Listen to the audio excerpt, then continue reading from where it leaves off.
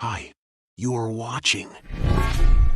This story follows a man who gets transported into a game he was playing and reincarnated into a god named Nebula. However, he's not alone in this divine realm, as there were 27 other gods, and they have to fight to become the sole ruler of the planet and reshape it according to their vision. Part of their challenge is to find and influence a suitable tribe, and luckily for Nebula, a lizardman named Rakrak was insightful enough to realize what his intentions were. And so, after preparing what they necessarily needed, they followed their god's will and leave the sanctuary to find a larger and more resource-rich area. However, their journey is fraught with difficulties, and they soon encounter a new obstacle, a group of scaleless adversaries blocking their path. Now on to the next part. The scaleless bastards they were talking about is a group of steamy orcs, and is now excitedly rushing towards the lizard man that they saw, as they plan to take their resources and get out of this horrible place as quickly as possible. And they were confident in defeating those lizards, as they believe that their species is more powerful in terms of strength.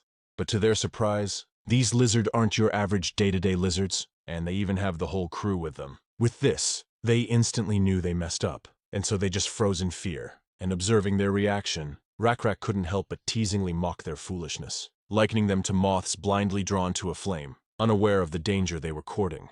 However, they were too stunned to even respond, and looking at their units, it seemed like these lizards are more well-equipped than they were. With this, the orc leader immediately lowered his weapon and bowed his head, and asked Rakrak for forgiveness, and explained that they did not mean to make such a big fuss. They were just in a hurry as they wanted to get out of the canyon as quickly as possible. This confused Rakrak, because as he had observed the hillside, there didn't seem to be a problem, and according to Stargazer, the canyon they were in now would take 3 days for them to traverse. But as they had endured everything until now, they would surely be able to endure another 3 days. In addition, as the environment changed, edible things began to appear here and there, so he couldn't understand why they want to leave that hill as quickly as possible. In turn, he asked the orcs to explain further, which the orc lord didn't hesitate to do just that, explaining to them that they wouldn't even think of leaving their home, but they were left with no choice, and so they ran away, and it was because a monster had appeared. This surprised Rakrak's group, and if the group of orcs were guilty of something, they would have to make up for it. But Rakrak thought that was unnecessary, and following the rules of the wilderness, Jael recommended taking away what the orcs had, but Rakrak didn't do so. Instead, just as Jael gave Rakrak food, and Rakrak gave Manun food, he gave some food to the orcs as well, which the orc leader hadn't expected to be welcomed, and so he bowed down so far that his head touched the ground, while Rakrak left the orc to do as he pleased. But he emphasized that it wasn't given for nothing, so he asked the orc to tell him more about the monster, which he gladly will, and tell him in exact details. The group of orcs had lived close by. They weren't able to go deeper into the mountains, as there were stronger species, and especially carnivores there. However, compared to the wilderness, it was easy to find food in this area, so it wasn't much of a problem for a group of 30 orcs. But one day, the monster appeared. The monster apparently had a hard upper body, and seemed to crawl on the ground like an insect with many legs, and it was over 20 meters long. Meanwhile, Nebula recognized exactly what it was once he heard the description. It's no doubt an abomination. The plot of the game, The Lost World, was that old gods had left the planet. However, the gods were the only ones who had disappeared, and the numerous species and creatures that served the gods remained. Among them was the abomination. Simply put, it was like a giant boss monster that appeared on the field, and whoever took the risk and hunted it would get a corresponding award. The problem is that it's tricky to deal with for a low-level civilization, and the reason why he was sure of it was simple. The abomination was a creation of the gods. Therefore, divinity modifiers existed for its skills. This meant that its skills are going to be incredible. It won't be that high, because it's out in the field, as opposed to inside a dungeon. But considering its basic skills and special abilities, it will be stronger than Rakrak with plus D3. And if they had an equal fight, Rakrak would likely be injured, and even if he didn't, the rest of the warriors would suffer injuries. With this, Nebula was considering if he should give them a hint to take a detour. However, it wasn't quite a good idea to do that either, because Rakrak's clan and the herd of buffaloes were all losing energy. But to Nebula's surprise, Rarak proved himself again why he was chosen by him, as if Rakrak had a similar thought to him. Rakrak called out Stargazer, and asked him if there is a way they can go around, to which Stargazer responded that there are, but they would have to go back to the wilderness and walk around the mountain for 8 days. Instantly, Rakrak shook his head as if he didn't like what he heard. So it seems like they can't run away without even seeing what their opponent is like. But as they had feared, it was undoubtedly strong. It was about 15 meters long, which was smaller than what the orc had described. But it was in no way small. The body was elongated and covered by a hard outer shell. It even had a pair of venomous fangs. Hanging from the top of the outer skin was a half-destroyed stone structure which signified that the ancient people had served this creature. The moss that covered the structure gave away how old the creature was. And its divinity level was at 3. And since its basic strength was 120, it would still be stronger than Rakrak, even if divine control was used. And even though Rakrak's group couldn't see the creature's stats, they seemed intimidated by the ancient Coleoptera as it twisted its body under the valley. And it didn't help that its mere movements shake the ground. And it even revealed to them by the Orc Lord that turbulence was caused by the creature just moving in its sleep. With this, you ask Rakrak if they should ran away. However, Rakrak knows all too well that it would be costly. With this, Rakrak was not sure on what to do next. But as they were waiting for Rakrak to decide, Joel was inspecting her surroundings and noticed the huge boulder just sitting on the edge of the hill. And so she immediately approached Rakrak and told him that they must fight because they have the advantage. This led Nebula to take interest in Joel's opinion, and so he briefly took a look at her stats. Revealing to him that she has the Arbiter class, this meant that one is trusted by the clan, which he already knew. But her intelligence level is higher than Rakrak's, and it keeps on rising. But the most interesting thing is her special ability, intuition. It was a special ability that hadn't popped up until recently. It was perhaps newly created due to recent experiences. With this, Nebula waited for Joel's next words. To his surprise, Joel talked about what the iron craftsmen did to heat the iron. Until now, they have been blowing air with their mouths, waving their hands, or ripping large pieces of bark and fanning them. However, the iron craftsman seems to use a different method, a special tool called bellows. It was able to blow much more wind and was more convenient. And with just this, Rakrak get what Joel's trying to convey, and that by using tools, less power can be used to project more power. But the problem was, they do not have a tool like bellows. Also, that tool was made by the craftsman, after he thought about it for a long time. In response, Joel clarified that they won't need such a sophisticated tool. A simple tool will be more than enough, as the monster they need to deal with is sleeping at the bottom of that hillside, and they are at a much higher elevation. They are no different than a craftsman sitting in front of a forge. So if they just prepare and act accordingly, they will be able to heat the metal. These words alone didn't make sense to Rakrak or the rest of the warriors, but Joel proceeded to tell them a specific idea she had in mind. Rakrak and the warriors nodded and took it well.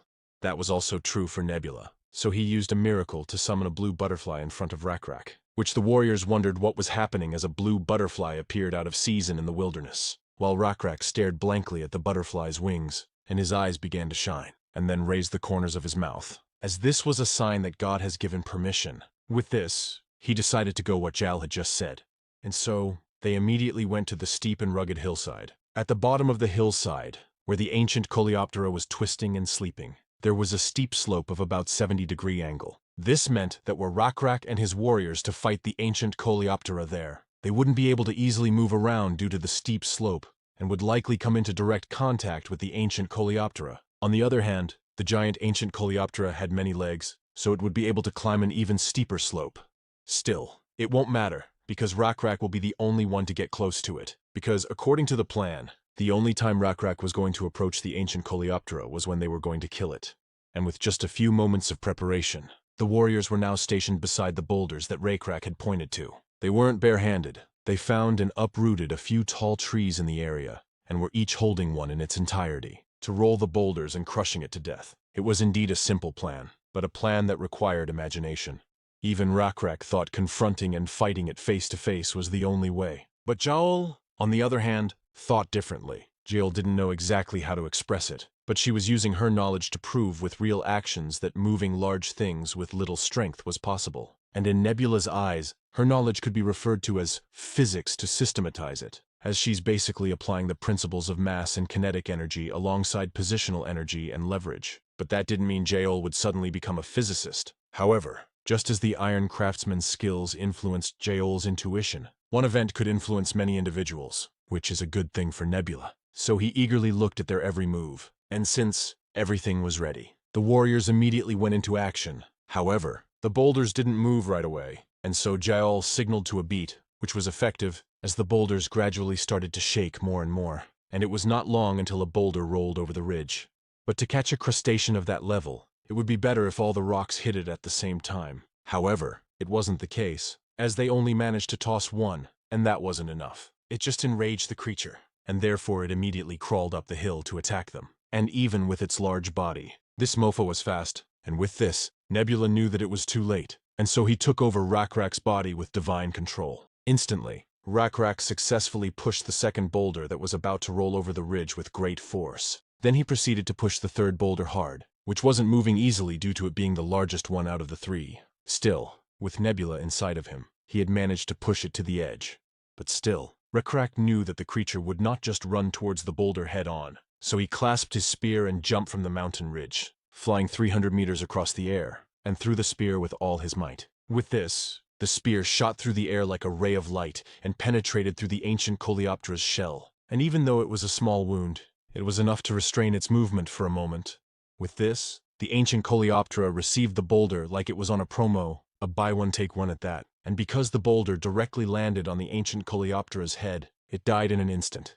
After seeing the death of the giant monster, the group roared for Rakrak, the warriors, and for the great beetle god. Meanwhile, Nebula was delighted of the outcome, but it wasn't the increased faith points that mattered. His divinity level hadn't changed as leveling up had gotten slower, and there wasn't much XP. What really mattered was the item he gained from it, the essence of abomination.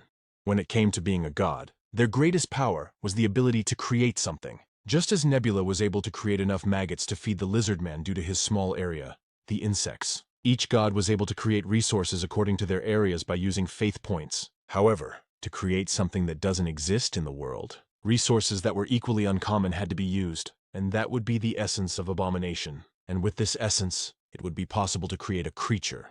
These creatures are faith resources generators that spread the word of God through their very existence. Also, growth is possible, and if one raises it to a higher level, it would obtain the title apostles or incarnations, and could be employed as useful strategic weapons in place of God's will. And if the creation method itself is the same as the previous game, then he would easily be able to make a creature, which in turn made him wonder what to make. However, he decided to not make one right away as it costs a lot to maintain in the beginning. And it is better to create a creature at another time even if all the necessary resources had been collected. For now, it was a priority to use faith points to help Rakrak and the group, but at least Nebula had learned that the Creature Maker program that was in the game The Lost World was also available to him now. So he left the program window open within his view. Meanwhile, Jael approached the defeated monster, curious if they could use the meat of this monster as food. She cut off the tip of the ancient Coleoptera's foot. However, the aroma of it wasn't pleasant. Still, it wasn't particularly a sign not to eat it, so she puts it into her mouth before promptly spitting it out. But she admits that the taste isn't that bad, and it's edible as well. However, it is still difficult to eat it raw. This led her to wonder if it was possible to add other ingredients, just like an edible fragrant grass, and cook it over a fire. And with a few moments later, she had cooked up a meal made from the legs of the monster, in which Rakrak consumed with caution, but as the meat touched his taste buds, he was surprised that it was edible. Although a bit bland, the aroma of it was quite nice. And seeing his reaction, Jael proudly called it cooking. She topped the meat with edible scented herbs and cooked it over fire, which Rakrak appreciated that she thought of a solution this quick, because he had been considering to throw the monster's carcass all away since the smell was so strong. But with her cooking, it seems like their list of edible food broadened, and so he prompted asking if she could also teach him how to cook, which she responded that she could. However, before that, she wants to address a concern that occupied her mind for a while, and that she saw the orc leader earlier also had a successor. And because Rakrak is a leader as well, he too needs to find a companion soon. This sudden suggestion of hers immediately froze him up, and the meat that he was eating got stuck in his throat, but he was able to swallow it due to the uniquely wide throats lizardmen were born with. Still, he was thrown off by Jael's words as he had never cared much about finding a companion for the past few years. He was preoccupied with his concerns about God, the tribe, and surviving in general. But before he could even think of a response, Jael pointed out that he is getting old, so it is necessary for stability of the tribe. And seeing that she was serious about this, he man up and composed himself, and asked Jael if what she meant was a partner, to which she confirmed, and if he had never really think about it, then how about he consider her? But because of how sudden this all was, he wasn't sure how he should reply. Fortunately enough, something else happened that he needed to attend to. There lay the altar broken by the boulder, and inside of it, something was shining, reflecting light from the sunset. Among the fragments of the altar was a tablet made of gold. This was a surprise to Nebula, but the golden tablet that Rakrak found was a very common relic. If one was lucky enough to chance upon an ancient ruin, they could find a library of calligraphic works that was full of written language from that era. The ancient people wrote about every little thing, so it would be considered great luck if the writings they found weren't simply about building houses or other trivial matters. However, this is a decent find. Rakrek and the group didn't know what it said on the golden tablet, as they didn't know what the characters meant. But to the player, all information was revealed.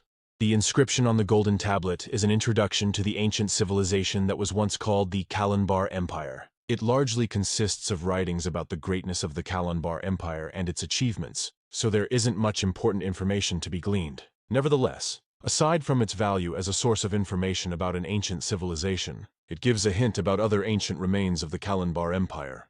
But civilization needs to be a lot more advanced to translate it.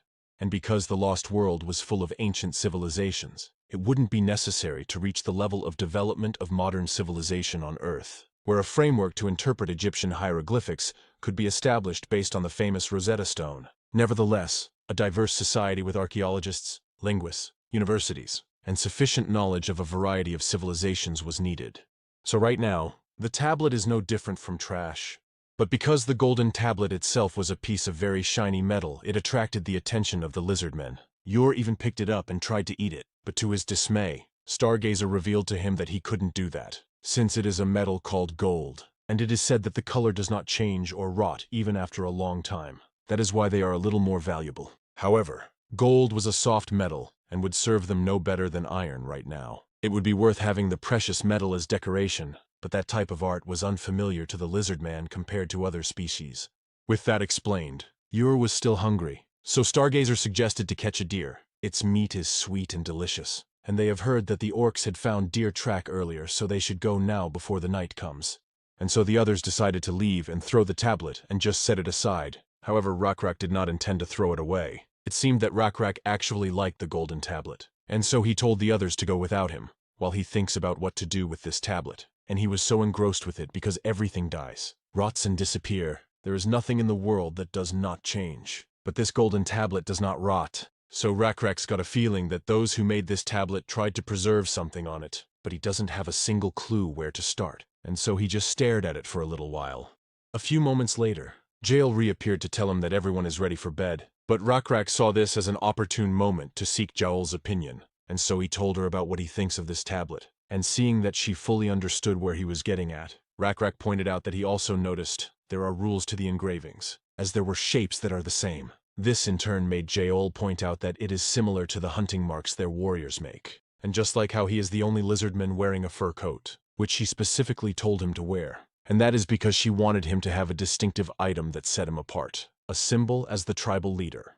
With this, his understanding broadens, but still it was too early for him to realize what these symbols meant. And so few hours had passed, and he was still in front of the sacrificed deer, and is still looking intently at the tablet. Meanwhile, Nebula saw a slight possibility. With his support, Rakrek might be able to invent primitive letters, especially when Rakrek's willpower was high, so he was likely to continue paying attention to something that he was interested in, and so he gave it a try. But a god giving direct knowledge to their tribe would consume a great amount of faith points, but giving hints was no different from a normal miracle. And with this, Rakrek saw something strange. It seemed that the bugs were moving according to certain patterns, as if there was an invisible hand guiding them. These hallucinations appeared and disappeared several times before Rakrek's eyes. He thought the wriggling motion seemed familiar, and his realization wasn't far off. He was thinking that the movement of these bugs is similar to the engravings that the ancient people made on the golden tablet. With this, Rakrek thought of a few things and drew on the ground with a stick. At first, he copied the characters on the golden tablet. Then, he doodled things that weren't letters or symbols, and soon after, he erased the lines that he had left on the ground with his hands, lost in his thoughts. Now he was considering that it might not be the gold that won't rot with this golden tablet, but might be something else. And with this, he had spent the night writing on the ground with the stick, and when morning arrived, Rakrek went to Jael's tent and woke her up, which she initially thought that there might be something wrong, but Rakrek clarified that he has something to show her, and Rakrek seemed somewhat excited, so she decided to follow him. And as they went over to a clear ground, Rakrek started writing. He first drew a triangle and 2 perpendicular lines with the stick, and explained to Jael that this was him, a male lizard. This intrigued Jael, so she asked to explain further. So then Rakrek drew an inverted triangle and 2 lines, and explained that this was her, to be precise, a female lizard, and seeing that Joel understood what he meant, Rakrak then proceeded to draw 2 lines between the 2 drawings. Rakrak fell silent after drawing these 2 lines, so Joel had no choice but to ask first. In response, with a more sincere tone, Rakrak explained that this symbol meant becoming each other's companion, and this is also his answer to what she asked. With this, they looked at each other's eyes intently, but Joel felt that something is missing in those symbols that Rakrak wrote. So she took the stick from Rakrak and drew a circle. And Joel asked Rakrak if he get what this means, and with certainty, he answered that he does. And with that, the 2 lizards fell in silence under the soft light of the early sun, as they were in the moment of clarity, comfort, and a feeling of being exactly where they were meant to be. Hit that like button and thanks for watching.